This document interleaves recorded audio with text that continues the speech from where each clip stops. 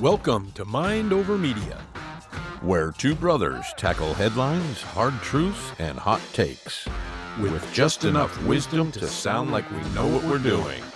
I'm John Martin. and I'm Jim Martin. We're brothers, commentators, and occasionally civil. Now, let's dive into the madness.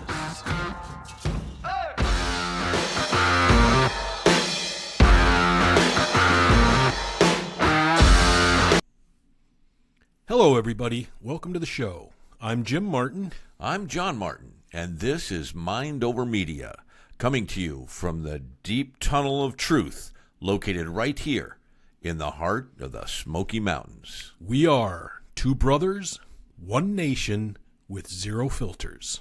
Zero filters is right, Jim. Absolutely zero. And Smoky Mountains is right. We are here deep in the heart of the Smoky Mountains. It's a beautiful place. Gorgeous place. Speaking of the Smoky Mountains, a lot of people hear the word mountain and they think tall, craggy mountains, kind of like the Rocky Mountains where we grew up in Montana. Yep. Smoky Mountains, not at all like the Rocky Mountains. No, it's not. A little different. Both beautiful. Both beautiful. But one's a lot taller. Well, yeah, the Montana Mountains, the Rocky Mountains, those things, well, they're young mountains. You know, they haven't had a chance to mature, much like you and me, who I think you were 6'5", and I was 6'3", and Yep. And now we're 5'9", 5'10". Yep. So gravity pushes you down, and Yep. and pushes us out too. So pushes that's us what out. happens. Yeah. So we started out tall and lean. Now we're short and fat, basically. Yeah, that's what happened to the mountains. Anyway, we are here in the Smoky Mountains. Speaking of the Smokies, Jim, I read or heard somewhere yesterday that Dolly Parton's Dollywood won an award. Yep. Best theme park in the United States, and it's not the first time. 4 years in a row. 4 years in a row. And she's up against some stiff competition, too. Man, I'm telling you, Disneyland, Knott's Disney Berry World, Farm. Magic Mountain. Magic Mountain, holy cow. And she, why do you think she won that award? Well, I think it has a lot to do with not only the rides. The rides are good. The rides are great, actually. But she has the shows there that are just high-quality shows. The entertainment. High-quality shows. The entertainment. It doesn't matter where you are in that theme park. There's some kind of show or a play or something happening. Or there's a little auditorium, whether it be outdoor or indoor, where you can find some of the best musicians on the planet. Yep. This isn't Joe Schmo that you find down at your local bar. These are professional musicians. In fact, a couple of years ago, it might be more than a couple now, maybe 7 or 8, the Family Von Trapp was there. And Yeah. you remember, you know who those guys are? The Sound of Music. The Sound of Music, you betcha. But yeah, and I think also another thing is a lot of those theme parks, famous for the rides and the mouse with big ears. Yep. You're looking at 2.5 hours in line, Waiting to get on one ride. waiting to get on a ride, and There's only so many hours in a day. You don't find that at Dollywood. Who wants to spend $200 to go to an amusement park and Stand in line for 90% of the time you're there. and maybe get 2 or 3 rides? It just doesn't make sense. And the food at those places is outrageous. At Dollywood, it's not outrageous, and it's good home cooking. It's just a great experience. You're still going to get your good funnel cakes and things like that, guys. Well, Don't get me absolutely. wrong. It is the South, and so you are going to get your Southern rib sticking food for crying out loud. Right. But I think that has a lot to do with it, Jim. What do you think? Speaking of Disneyland and those things, do you think they're ever going to change their method and reduce the wait in line? Well, it doesn't look like it. I mean, their way of reducing their wait in line is to charge you more to get a pass. Yeah. So it's all about bringing in the money. Give me more money and I'll let you cut in line. They want the whole kit and caboodle. Right. Right. I can see getting the kit, but not who the needs caboodle. the caboodle? I mean, who needs it? Have you seen the price of caboodle lately? Outrageous. Outrageous. What is caboodle, and why are these guys hoarding it? And why is it so expensive? I don't know what it is, but we talked a little bit about the mountains in Montana. But we grew up in Montana. A lot of the listeners might not know that. We did. That's where we came from. Small town in Montana. Small town Southwest America. Montana. Little town. It was a mining town. Yep. And things have changed a lot. You know, when we moved there, we came from the big city of Anaheim in California. Yeah, a little bigger than Anaconda. Bit. Just a little bit. You know, we spent most of our time on the beach when we were there. We had long hair. Long hair to the middle of our back. Surfers and Tan. skateboarders. I mean, that's what we did. That was our fun. Yep. You know, I can't remember a day or week where we weren't at the beach doing something. That smell, being out in the waves, and you know. And one day, Dad came home, and he said, "Do you remember that? Pack your things. Pack your things. We're moving." And Where are we didn't- going? Yeah, we didn't complain about it. We just all jumped in the vehicle. And then we show up in Anaconda, which we were glad about. We had cousins there. We had our we were our excited. We were grandparents there. excited. But it was the first time I had ever been to a small town to live like that. It was different. It was definitely different. Well, we were long-haired hippie kids. We were definitely hippies. And and we get there, and I mean, our hair's to the middle of our back, and everybody there has crew cuts and flat tops. and I had never seen a crew cut before in real life. Yep. You know, but you know, you come from that life. Well, we showed up, Jim, in a Volkswagen bus with beanbags for seats. with beanbags in the back, and we get out. Now we're in this conservative little town, and I say conservative, but I didn't think back then that it was conservative because I didn't know. You didn't know any different. Yeah, I didn't know what Republican. You just knew it was different. Democrat. Yeah, I didn't know any of that stuff. But now, looking back on it, it was a very conservative-minded town. Now they didn't vote conservative, but their values and actions were conservative. Yep. Which is kind of interesting because I don't know. It was a few days ago, Jim. You asked me, why is it that people in Anaconda always vote so liberal, or these small towns that are like?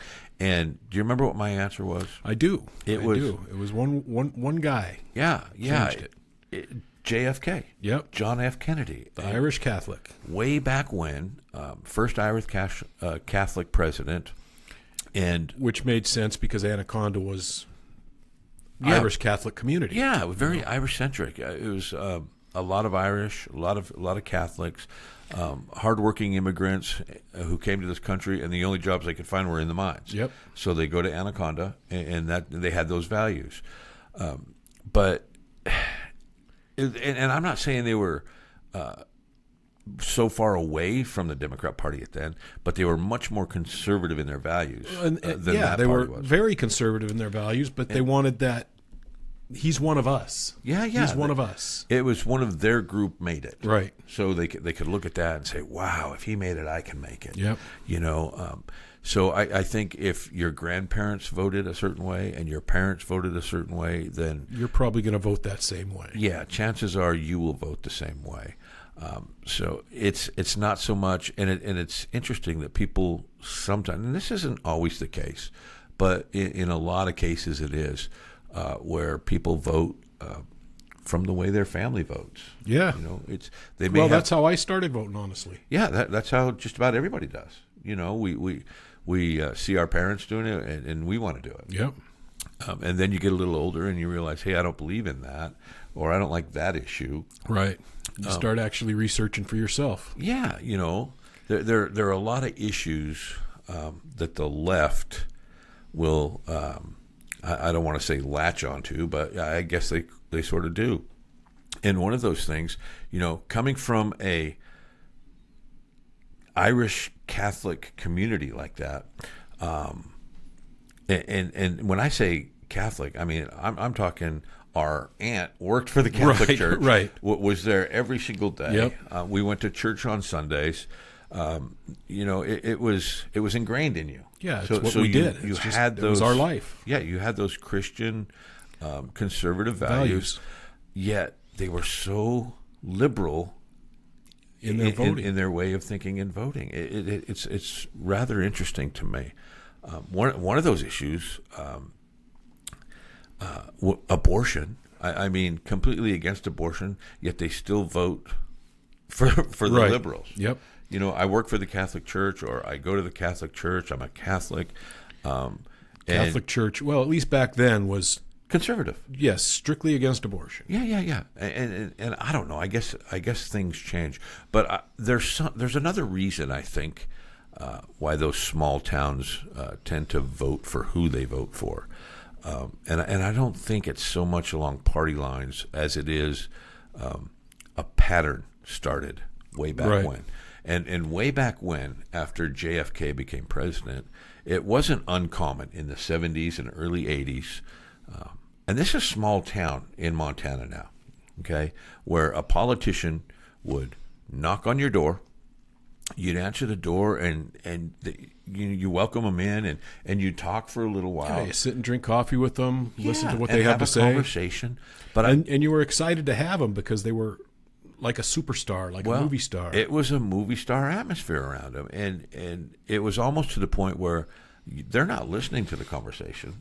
Although they like what he had to say, Right. They were more enamored by the fact that he was there. He was actually there, right? They couldn't wait for him to leave, not because they wanted him to leave, No. but so they could get on the phone and immediately call somebody and say, "Oh my gosh, Patsy, you'll never Guess who I just had coffee with? Never guess who's at my house. Oh my God, I'm never washing this mug ever again." It's just, and politicians don't do that kind of thing anymore. Right. And you shouldn't look at a politician that way anyway. Well, no, you shouldn't, but we do. We do. But, same way we look at actors, superstars, football players, baseball players. We idolize these people. Oh, absolutely. So you have a bunch of people in Hollywood right now who are very good at what they do. So they're very good at making movies. Very talented. Know nothing about politics. But if they spew something, people are going to follow it. And it's really interesting because when you look at the facts, and I'm not saying all of it, but a vast majority of it is hogwash, and it just keeps getting regurgitated by the. I used to have this saying: the vast majority of people, and you've heard me say this before, we live in a cut and paste society. Yep. People forget to think for themselves. They see something on Facebook or online, and just repeat it. they just Paste keep repeating yep. it. Keep repeating. I'm going to cut that and paste it onto mine. I'm going to cut that Yep. and paste it onto mine. And we do the same thing in our I'm going head. to forward that. I'm going to forward that. Yeah, I'm going to remember that line. I don't even know what it means, but I'm going to remember it, and I'm going to spew it. On this site, it got 3 million likes. Yeah, so I should probably get. I'll get at least 2,000. Yeah. And that's another thing. You look at all these people who talk about how many friends they have. What is it with that, Jim? Why do you think we have a need to have friends that we don't even know? I think it's just a need to be accepted. Yeah. You want to be accepted, and you'll do, even if it's fake. Like online, you have, 1,000 friends, but are they friends? No, they're people who happen to stumble across your page, Right, and wanted to add you so you can add them. so you could add them. So you exactly. could it's a mutually beneficial ad. Yeah, that's all it is. Yeah.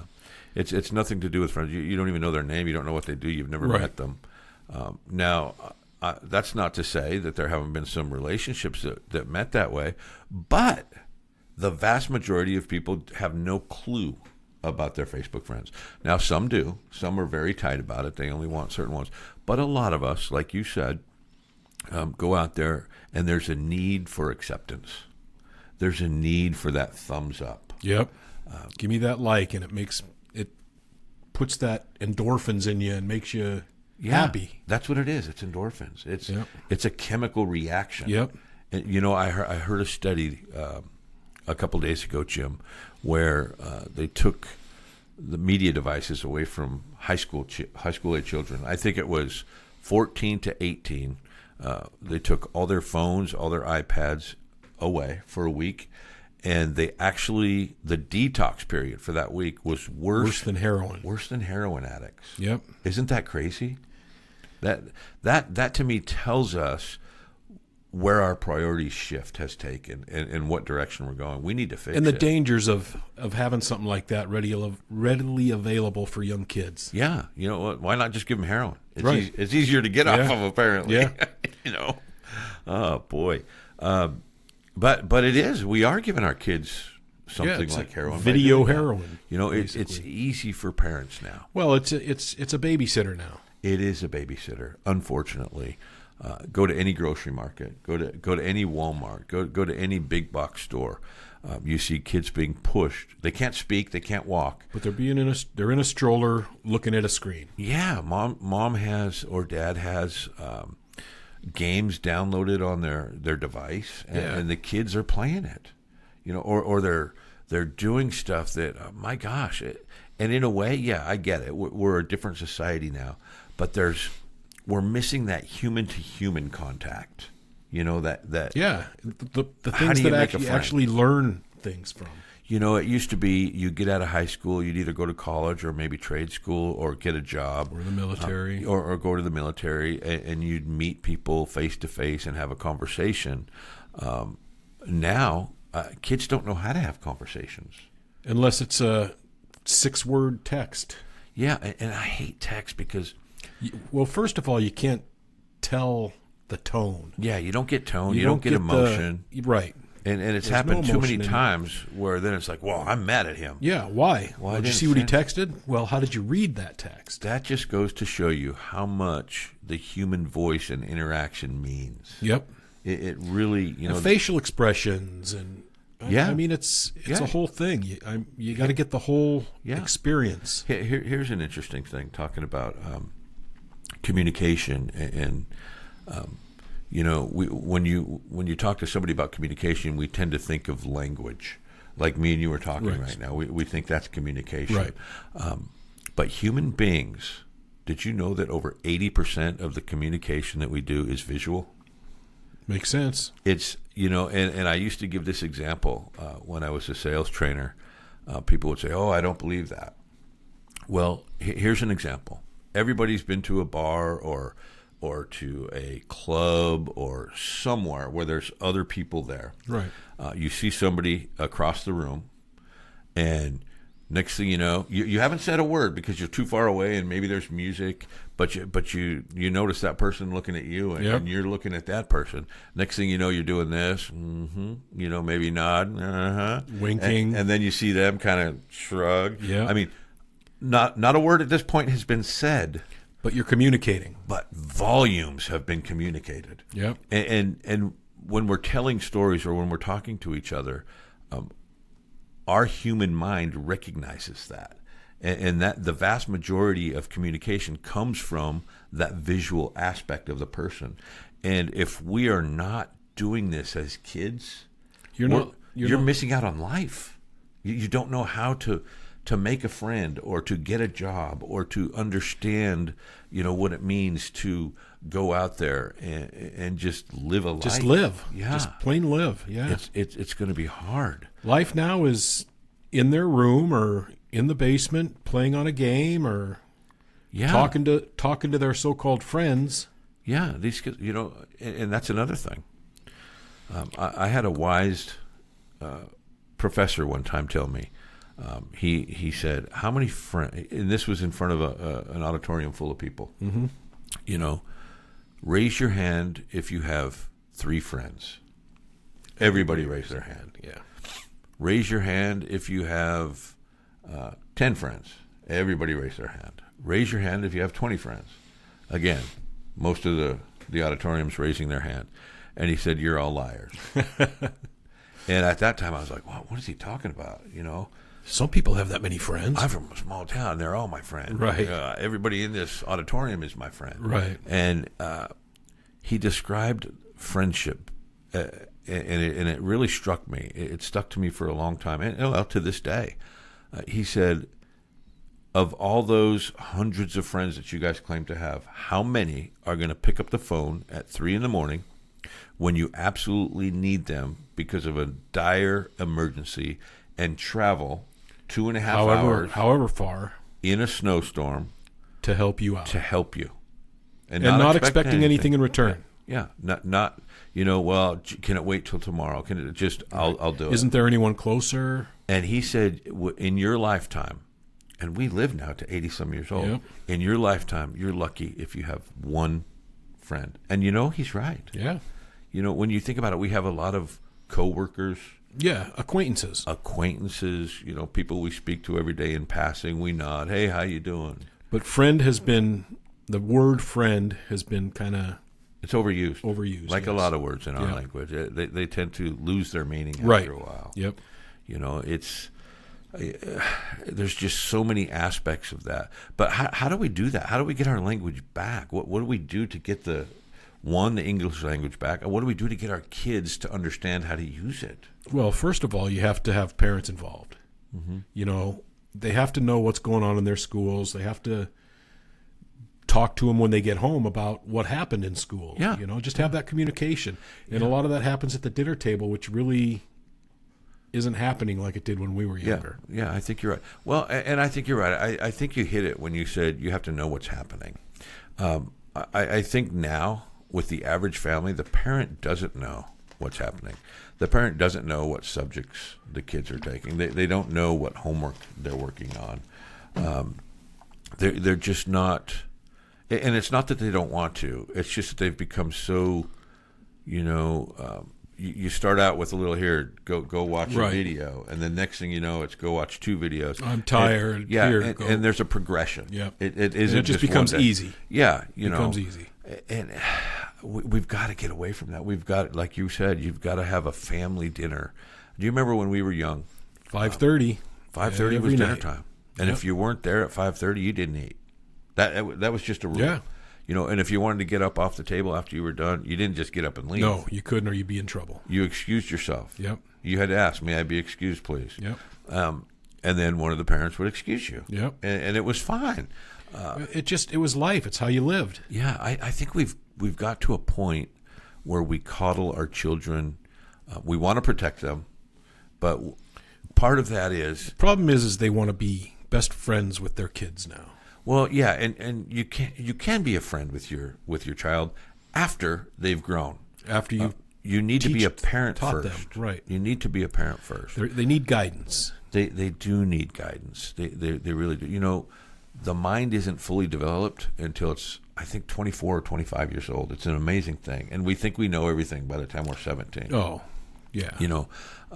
But what we're missing is letting our kids get out there and fall down, skin their knees. Nobody wants to see their kids get hurt, but sometimes they're going to get hurt. That's life. Let them skin their knee. Let them know what it feels like. Yep. It's okay if a boyfriend or a girlfriend breaks up with them.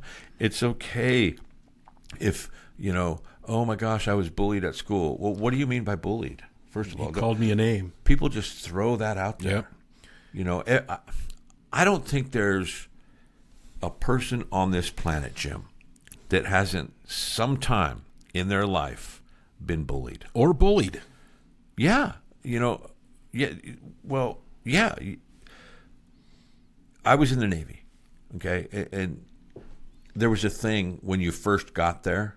It was called hazing. Yep. Yeah, you can't do that anymore. No, you can't do that, and it was like an initiation. Yep. So like initiation into high school. Yeah. Well, I don't think you can do that anymore either. I don't think so. But boy, we used to. We used to take people, Jim, the underclassmen, and there was a duck pond in that Yes. town, and we would throw them in the duck pond and leave them there. Yep. And it was get out now. And then when they got out, they were part of the group. Right. You were welcome in, Yeah. But and I can tell you, having gone through a couple of different hazings, it works. It's a special moment. And everybody who's on that ship who's already crossed are shellbacks. The people who are not are wogs.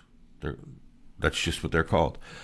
And there's a whole day, 24 hours. They will wake up at 4 a.m, get all the wogs on deck, nothing but a T-shirt and underwear, and you're crawling on your feet through all these obstacles and mazes, getting teased and hazed, right, and on all. Yep. And I'll tell you what, though, after it's done, there's a big party. You Yep. are now one of them. Yep. And everything, and then the next time you go out, you're the shellback. You're right. Then you're it's not watching and you're not helping them. hurting anybody. It's almost like a rite of Now, passage. does hazing sometimes go too far? Yeah, Of course it does. but so does everything. Right. That was going to be my point. Yeah. One and how many? You know? Yeah. Well, and that's another thing with our protectionist society today, Jim, is we're so quick to stop things because of a single incident, Right. or maybe more, but in the in the- grand scheme of things, how many times has it happened? yeah, but we want to shut it down, and that goes to what we spoke about earlier. Is I'm part of a group, so I'm going to say something that's going to make my group feel good and let them know I really care. Right.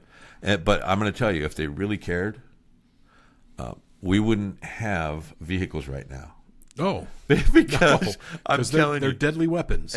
They are deadly weapons. there are more vehicle deaths in this country alone, not worldwide, just in this country alone, that happen. So, and how many times have you heard on TV? Well, if it saves just one life, Right. If it saves one life. if it just saves one life, Jim, we've got to do it. Yep. Well, I'll tell you what would save more than one life. Banning cars. Ban the Banning vehicle. vehicles. Ban the Yep. vehicle. But you're never going to hear that. No. Why is that? Well, because I like my 66 Mustang Yep. and my 67 Buick, and I I don't want to get rid of them. And it's convenient. Yeah. It's convenient. It is convenient. People, and then again, it's not about, as bad as this might sound, and they'll preach it to you, if we could save just one life. It's not about saving a life. It's about, I've got an agenda, and I'll say whatever I have to. I'm going to get this agenda across. It's like that with the gun, folks. Yep. I don't know. I was going to bring a gun here today and lay it on the desk, just because one of my guns was complaining about the other one. Well, it was probably getting bullied. Well, no, he wasn't getting bullied. He was bullying, and he had threatened to shoot a magazine. Oh, well, then you better separate And it. I was going to You set it better here separate to him. see if he would shoot. But Make I've had sure. all my weapons for years and years and years. None of them have done anything? They've never fired Really? unless I pulled the trigger. Ah, that's ridiculous. That can't I know be it's true. crazy, right? They must be broken. Broken. They're just tired. Yeah. Before I got them, they just all tired.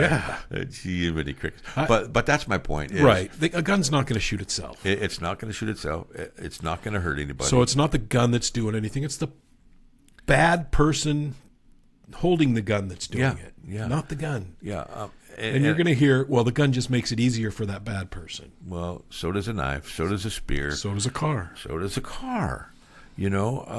Gosh, just a few days ago, that guy got that car and went in. And, Yeah, in London. Yeah, and hurt I think it was all like those people. 54 people he ran over Yes. Holy cow. at the parade. Yeah, so I really, we should start, let's go down to the local UAW automakers. Yeah, start and picketing. We can picket, go to all the Yeah. dealerships and start picketing. Ban vehicles now. Yeah. Ban Well, vehicles Jim, now. because if it can save just one life. Just one life. Yep. It's just, and these talking points. You know what else we have to ban is swimming. Well, people drown. Yes. Yeah, every day. And if there wasn't a pool Yeah.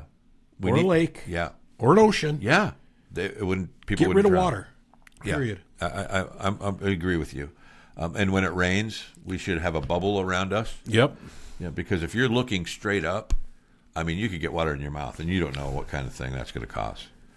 Have you ever had water in your mouth? You're scaring me. Let's not talk about that. I do not. Yeah, Jim, if we could save one life. One life. One life. But these are talking points, and when people are watching the news, and that's part of why we call this podcast Mind Over Media, is we want people to understand the media is going to take a lot of these talking points. And try to push their own agenda. Yeah, because it's not news right now. No. It's an agenda-driven, host-oriented show. Right. Is what it and is. it's opinion pieces. They're all opinion pieces. Hey, my name is John Smith. I used to do the news, but now I've got an hour dedicated to what I think. and I'm going to force it on you. They're going to jam it down your throat, man. And So mind over media. Yeah. Basically, think above what the media is telling you. yeah, be above that. Be skeptical. There used to be a time when it was cool to be skeptical. I'm going to do my research, and I Yeah. don't believe. And then you could say, you know what, man, that was cool what you He's a told me. rebel. I went and checked that out. That's Yep. real. That's real. Or Or man, I wouldn't that's check that out, and you're way off. That's a bunch of bull. Yep. but you have to have the wherewithal to not accept everything that they tell you as fact, because it isn't. No, it's not. It's an opinion. It's their opinion of what should be done. And if you just go along with it because, oh, he's on the news, so it must be true. Well, again, he's on TV, so it Yep. has to be true. He can't lie. When do you think that happened? Oh, that's always been like that. I don't think so. Oh, yes. I think. Are you talking about the opinions or the Yeah. news itself? Because the news is always, well, back in our day, it was news. 30 minutes. It was news. actually Probably about 15 minutes of news. Yeah, you had the news. You had a couple of minutes of weather, a little bit of traffic, Sports.